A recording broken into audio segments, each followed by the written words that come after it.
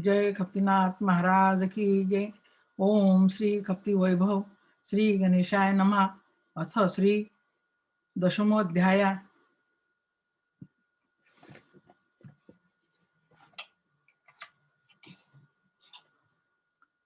आपण घेतली असेल दर्शन, महाराजांची ऐकली असेल वचन. बाबा सांगती मानव जन्माचे प्रयोजन, शब्द नीट समजावणी जेव्हा येईल त्यांचे मनी. जमलेल्या लोकाशी उद्देशुनी खप्ती महाराजांची ओजस्वाणी ऐकण्यास मिळत असे. मागील सर्व अध्याय बाबांचे जाणिले लौकिक कार्य. आता पाहूया थोडे काय असे आध्यात्मिक शिकवण. आम्ही सर्व बाबांचे भक्तगण असो तो आपल्या प्रपंची रममान. आम्हा त्यांची असते पूर्ण जाण. बाबा धावतशी संकटी कित्येक वर्षापासून तत्वता.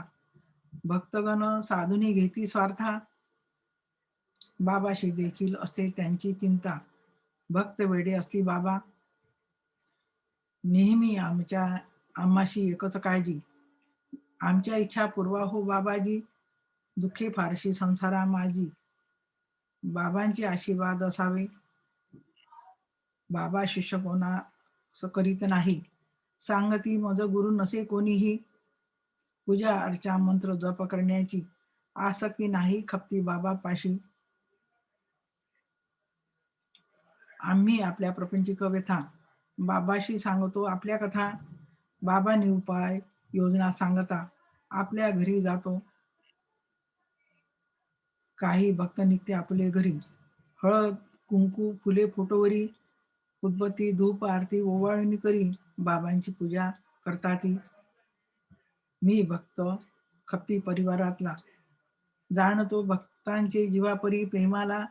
परी आज विचार नवीन मांडला, काय बाबा आम्हाशी शिकवतात. गुरु असताती परोपकारी, भक्तांची इच्छा करणे पुरी. रात्रंदिन हीच तळमळ करी, संत श्रेष्ठ खप्ती महाराज. आपले काही गुरुबंधू चार, करीत असती याचा विचार. काय गुरु मावली असे थोर, फक्त आपल्या कामापुरती. इतर प्राणी मात्रात नाही मिळाली, ती बुद्धी ईश्वराने आम्हास दिली. तीच उपयोगास आणली आपल्या व्यवहारात. शिक्षण लग्न व्यापार नोकरी आम्ही राहिलो पूर्ण व्यवहारी. प्रपंच करीत आलो आजवरी, परी सुखी झालो नशे. काही वेळेस वाटते फार सुख, व्यथा कोणती उपटेल दुःख. पाहावे लागे दुःखाचे सन्मुख, केव्हा आम्हाशी ठाऊक नसे. दुःखाची चिंता जेव्हा होत असे भारी, आपण गुरु माऊलीचे पाय धरी. मार्ग सुचविते महाराजींची स्वारी, आपले सुसह्य होते दुःख. एक चिंता संपली नाही जरी, दुसरी तयार होत असे खरी. ती असे करता करता जन्मभरी, आम्ही वाहतो दुःखाचे ओझे. कधी येईल हो सुखाचा दिवस, धरून असतो त्याची आस. प्रयत्न करतो आवर्जून खास, परी तो दिवस कधी उगवत नाही. पहिले होतो आम्ही लहान, वाटे शिकवणी होऊ महान. फार कमी लोकाचे वाटे उच्च शिक्षण, बाकी थातून मातूर सर्वे. मग वाटे नोकरी धंदा केल्यावरी, आम्ही हो सुखी भारी. पैसा खर्चूनी घेऊ सुखे सारी, पण तेही शक्य झाले नाही. नोकरी व्यापारात पाहू जाता, आणखी खूप लागल्या चिंता. मग सर्वे म्हणती याची आता शुभमंगल करावे. आम्ही खूप असतो पुरुष असो वा स्त्री जीवनात, पहिले स्वप्न खूप मनात. आनंद भोगीच जोडीदारासोबत लग्न झाल्यानंतरी, तेथेही दुर्दैव आडवे आले. आनंदाचे दिवस कधीच संपले. मुले बाळे मागे लागले त्यांच्या चिंता मनाग्रासी. कुटुंबाशी सुखी करण्यात माणूस धडपडे नोकरी धंद्यात. दिवसेंदिवस गुंतून जात, डोकेवर काढाया वेळ नसे. नोकरीत पगार वाढ अथवा बढती, लोक भयंकर प्रयत्न करती. व्यावसायिक धंदा वाढविती, परोपरी करून या. परंतु खर्च भागविता भागविता ससे ओळपट त्याची होता. कष्ट चिंता भयंकर करिता, प्रकृती स्थान होत असे. समजा धंदा वाढविला प्रबळ, खर्च पुरविले सकळ, त्याशी टॅक्स कामगार करी निष्फळ, सरकारी धोरण गळादाबी. त्यांचे स्वतःचे नाही राहत जीवन, तो फिरत असे वनवन. कसले सुख आनंदाचे क्षण, रात्रंदिवस चिंतेत मरी. समजा शिकला खूप भारी, मिळविले त्याने उच्च नोकरी. असेल जो तो जरी लठ्ठ पगारी, त्याची व्यथा तोची जाणे. स्वजीवन राहते निमित्त मात्र, त्याचे घरावरी तुळशीपत्र. त्याशी काम असते अहोरात्र, कुठे आले सुख सांगावे. माय बाप हो थोडा विचार करी, काय झालो आम्ही सुखी कधीतरी. जन्म घेऊन या धर्तीवरी, आम्ही दुःखची भोगीत राहिलो. गुरु परमेश्वराजवळ धाव करी, माझे दुःख दूर करी. मग थोडीशी होय सवड तरी, दुसऱ्या व्याधीत पडत असे चालले बघा निरंतर. एक दिवस काळाचा ऐकू येई स्वर, तेथे टाकून सुख दुःखाचे औन हे जग सोडून जाणे लागे. आपण आपल्याच भाग्यवान मानी, सद्गुरु खप्ती बाबा मिळाले महाज्ञानी. परंतु आपण विचार केला कामनी, बाबाशी सुख कोठे विचारावे. खप्ती महाराजांचा अभंग, सुखाचा हा जप जन्मभरी केला, नाही हाता आला अजून या. सुख आहे कोठे नाही त्यास ठावे, नाही अनुभवे आले त्याच्या. जन्म आला गेला, पायपळ झाला, खटाटोप केला अवघाची. खप्ती म्हणे सुख आहे देवापाशी, उगा गर्भवाशी जाऊ नका. जे खप्ती महाराजांनी लिहिले अभंगात, तेच वर्णिले वरील 24 ओव्यात. बाबा सांगते सुख देवापाशी राहत, तो देव कोणता असे. जर सुख आहे देवापाशी, त्या देवाची पूजा करावी कशी. बाबांनी सांगितले नाही कोणाशी, तो देव कोणता असे. बाबांचे भजन, प्रभु पास है तुम्हारे, तुम क्या प्रभु से न्यारे. सब तन में वोई बहता, मन मंदिरों में रहता. तन में प्रकाश उसका, सब टूटते हैं तारे. प्रभु पास है तुम्हारे, तुम क्या प्रभु से न्यारे. शक्ति उसकी सब में है, जीव प्राण नभ में चैतन्य से भरे हैं ये रोम रोम सारे. अर्जुन को यही बताया, अज्ञान से जगाया. कहता है दास खप्ती, खोजो यही पे प्यारे. बाबा आम्हाशी शिकवतात, तो देव नव्हे दगडाची मूर्ती, नव्हे हो तो ब्रह्मा विष्णू प्रजापती. तो देव आहे आपल्यामध्येच, ज्यामध्ये सुख संपूर्ण असे, दुःखाची मुळी झळक नसे. त्या देवाचे कोठे अस्तित्व असे, सद्गुरु वर्णिताती. बाबांचे जे काही परमभक्त ज्ञानी, त्याची वेदांत परमभक्त परम बाबांचे जे काही परम ज्ञान, त्याची वेदांताचे शिकवण थोडे व्यवहार अशी दूर सारून आम्ही ते शिकले पाहिजे. जर महाराजावर आमची एवढी प्रीती, भक्त त्यांच्यावर जीव ओवाळती, तर मग त्यांचे ज्ञानावरती आम्ही चिंतन अवश्य करावे. बाबा आपणाशी सांगे, वासनेच्या मागे जन्म घेणे लागे. याचा अर्थ बाबा आम्हाला लागे समजावून सांगती. मूल असते जेव्हा लहान, तेव्हा त्याशी नसे भान कशाचे भान. थोडे मोठे झाल्यावर छान, त्याशी कळावया लागत असे.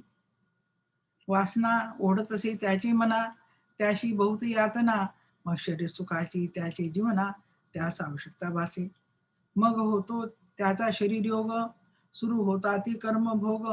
नाना परी लागती रोग, शरीर मनाशी त्याशी.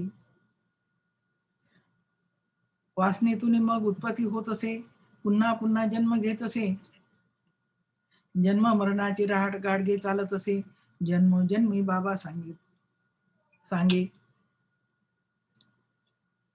आम्ही आपले एकलक्ष शरीर सुखाचे केले भक्ष, परी त्यांचे परिणाम सर्व साक्ष, 84,000 योनी भोगी. मग आली बायको मुले बाळे, मनुष्य दुःखामध्ये लोळे, त्यांच्या दुःखाचे हो जाळे, वाढतची राहे. मग बाबा पुढे सांगती, जाणून दुःखाची प्रती, त्याची कशी हो बिघडली मती, त्याचे अवयव भाग पाडी. परी सुखाची का होत असे वासना, का पडत असे कर्माच्या व्यसना, तो जाणीत नसे त्याचे ध्याना, म्हणून दुःख भोगी जन्मभरी. आम्हाशी अज्ञानाने ग्रासले, खरे सुख कोठे ना समजले, अहंकारामध्ये डुबविले आपले सर्व जीवन.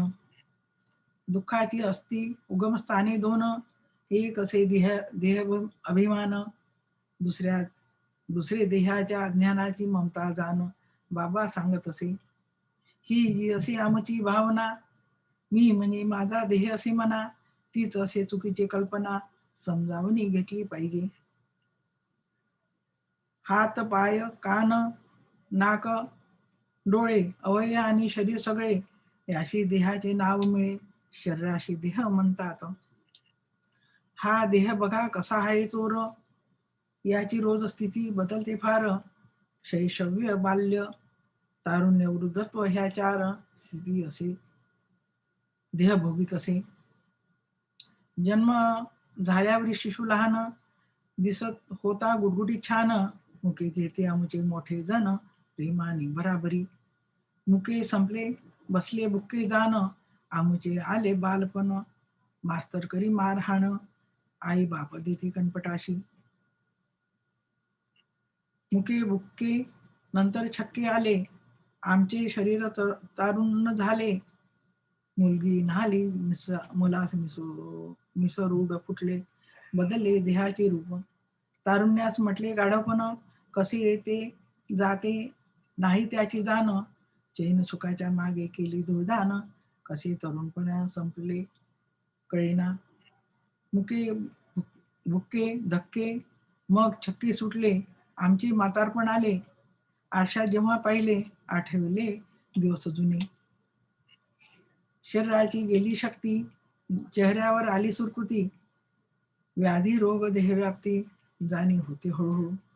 मग देहाची घरघर सुरू, उडून जाते पान पाखरू, नसे आम्हास कोणी तारू, प्राण जाणार हे ठरले असे.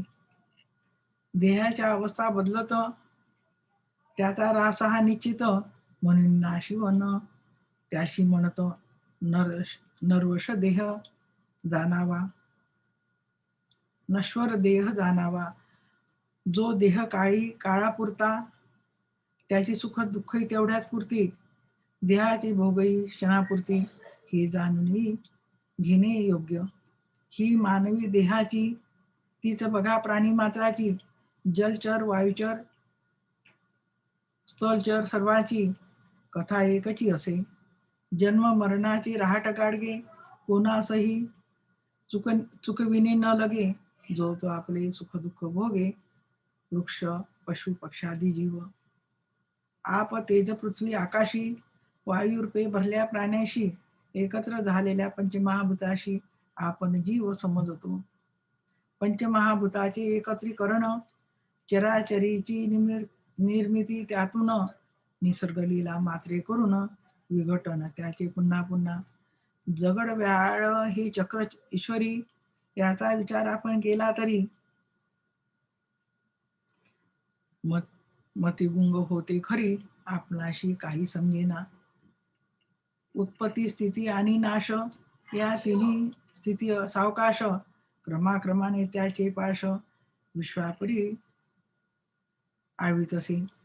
जन्म मरणाची असून माहिती, म्हणे आपली नाही मानती, सुखासाठी सतत धाविती, आनंद आपणाशी आवडत असे. आपणाशी आनंद करावा वाटे, कारण त्याचे नाही खोटे, आनंद हे मूर्प मोठे मानवाचे असे. सतचित्त आनंदातून उत्पत्ती, सांगती सद्गुरु खपती चिदाश हेची मूळ रूप असती मानवाचे जाणावे खरे. पाण्याची ओहळ धावे पाण्याकडे नाला नदी शोधे इकडे तिकडे नदी समुद्रा शोधून काढे पाणी पाण्यासाठी अधीर. मोठ्या जलाशयात मिळण्या तत्पर पाणी जैसे शोधीचे असे उतार मूळ आनंदरूपी मानव अवतार धडपडे आनंदासाठी. लहान मुलं जशी बागडे धावे खेळणाऱ्या मित्राकडे आनंदी मित्र त्याशी आवडे मित्र समुदाय मिळून जाई. तसेच मूळ चित्त मानवाची जाण सुखानंदाची त्याशी तहान त्याशी निसर्ग स्वभाव कारण मानवाची चूक नाही.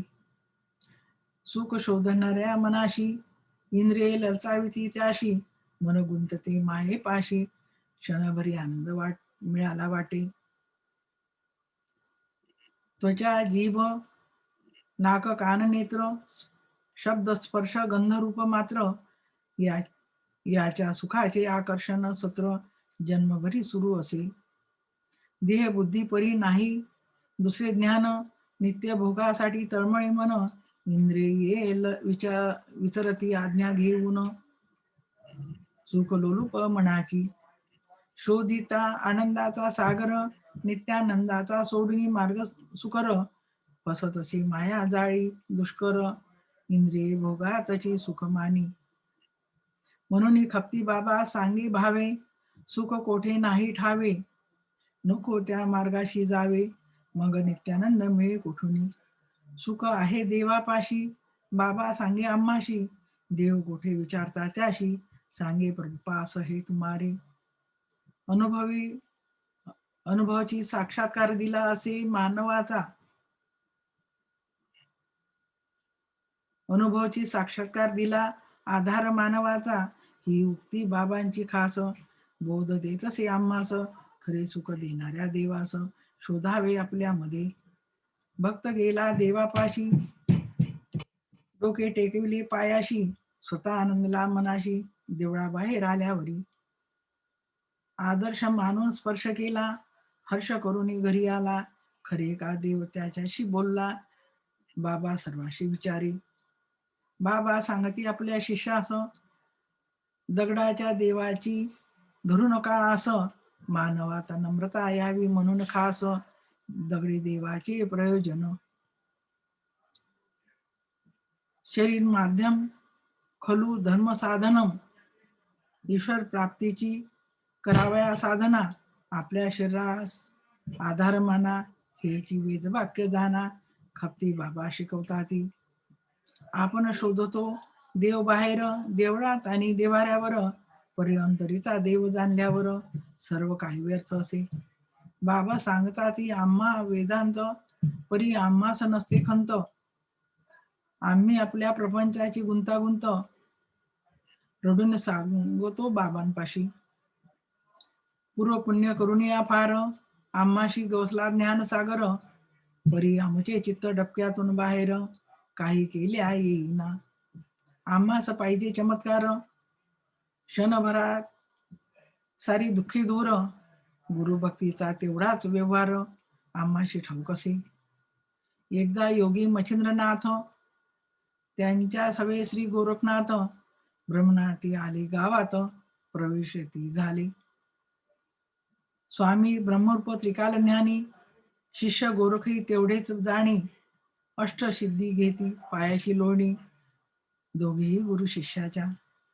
परंतु त्यांचे व्रत संन्याशी भोगाप्रती विलक्षण उदासी जीवन त्यांचे असे प्रवासी नान घेती भिक्षेविना. गुरु वदत असे शिष्यास झाला 4 दिवसाचा प्रवास पोटामध्ये जणू आगीचा भास उपवास भयंकर घडला असे. सत्वर आपण जाऊया गावात भिक्षांना मागुनी थोडे टाकू पोटात मग विश्रांती घेऊन वृक्षछायेत निघून या पुढील प्रवासी. वृद्ध गुरुचे ऐकुनी वचन गोरख म्हणे हालू नका इथून मी गावामध्ये येतो जाऊन आणि तो भिक्षांना तुमच्यासाठी.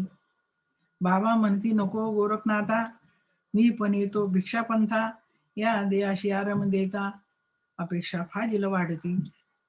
मग गुरु शिष्य दोघेही गावात फिरून आले पायी, परंतु भिक्षा मिळाली ना कोठेही. दोघेही परतून आले. बाबा म्हणती गोरख बाळा, नाही सोसवी पोटातील कळा, परी उद्या मी दावीन गिळा, बघ कशी भिक्षा आणतो. ती रात्र होती अतिभीषण, बाबांचे कन्ये ऐकून शिष्याचे कळवळे मन, बाबांचे पाय दाबीत असता. परम ब्रह्मज्ञानी शिवरूप योगी श्री मच्छिंद्रनाथ मुनी महात्यागी, परी अन्नासाठी देह व दुःख भोगी, ईश्वरी लिलेचा अंत ना कळे. संन्यास व्रताचा कठोरपण, नाही सेवन भिक्षे वाचून, जरी निघून गेला प्राण तरी व्रत ना मोडी. 5 दिवसाचा उपवास भीषण, शरीरात होते वृद्धपण, हातापायाची शक्ती झाली क्षीण. रात्रभरी चाले ज्ञानचर्चा, सर्व भूत मात्र झोपेत असती, तेव्हा संयमी जागरण करती. ते थोर पुरुष ज्ञानी होती, योगी त्याशी वदत असे.